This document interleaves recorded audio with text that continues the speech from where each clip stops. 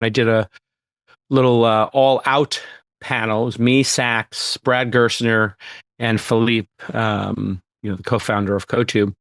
And yeah, we had a big debate about immigration and AI and job disruption. And I kind of gave my little, I don't want to say stump speech, but I gave my position of why a lifelong optimist is now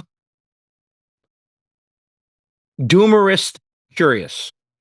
Okay. I'm kind of find myself like a hanging out with the doomerists and chilling with them because I was talking to the guy from Zipline, which has that incredible drones. They started with fixed wing, but you remember Zipline, and I think they're in the Twist 500, are tracking up 500 most important private companies, twist500.com.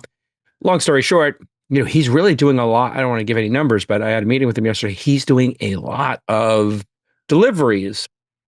And, they have Walmart. He's got a bunch of other similar customers, and DoorDash is doing their own drone delivery internally. And so, Zipline is, no, I don't think that's it. Is that Zipline? Oh yeah. So the video loops around and you can see the little box. Oh, there it is. Sure. Yeah. So for those of you watching, the way it works is it stays 300 meters in the air, or 100 meters in the air, 300 feet in the air. And there's a little cargo that zips down on a tether, releases your stuff in your backyard, and then goes away.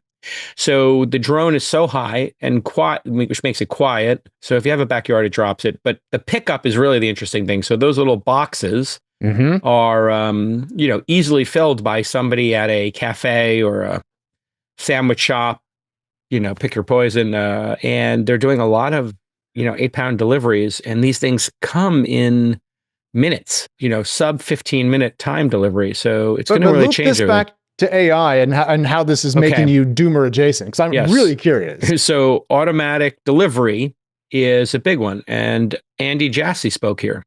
And I got to ask him 2 questions, and I asked him about return to work.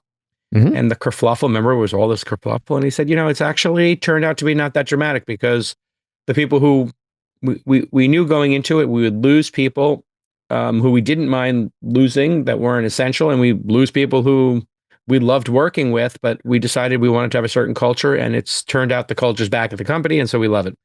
So that was my second question. My first one was, hey, job destruction, disruption, and retirement. You've seen the Figure robot sorting things. You have tons of robots in your factory, self-driving, you're doing Zooks. It seems to me that when a lot of those jobs go away, and obviously you're not hiring a lot of people, you have less people at Amazon than you did a couple of years ago. So it's happening in white collar.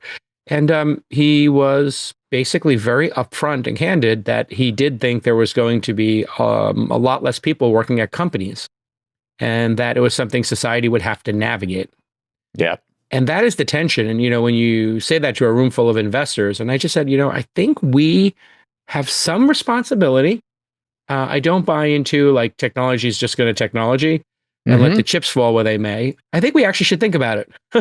I know it's a bummer, but we should think that, hey, some jobs will be disrupted. Now, is it our responsibility to create all the new jobs in the world? No. Of course not. But I think we should just be thinking it as human beings on planet Earth, because there could be some disruptions, and we have safety nets. And the safety net used to be being a DoorDasher or an Uber driver or working at Starbucks. And, now the safety net that we created, like I think gig economy work is the great safety net. We might be looking back. Remember all that hand wringing in the press and all the union leaders? Oh my God, this gig work is terrible. You got to work a shift. You got to come in at 6 a.m., work till, 4 p.m., whatever it is.